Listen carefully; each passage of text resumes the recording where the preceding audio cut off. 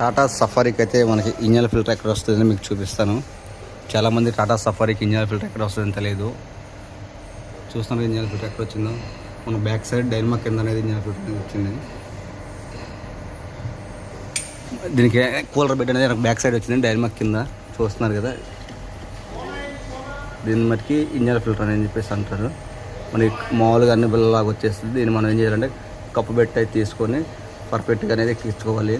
మనకి టాటా సఫారీకి అయితే ఇక్కడ వస్తుంది ఇంజన్ ఫిల్టర్ అనేది. దీన్ని మనం పర్ఫెక్ట్గా అనేది తీసుకొని ఎక్కించుకోవాలి. మనం అయితే ఫిల్టర్ తీసాము. ఫిల్టర్ తీసిన తర్వాత 32 బిట్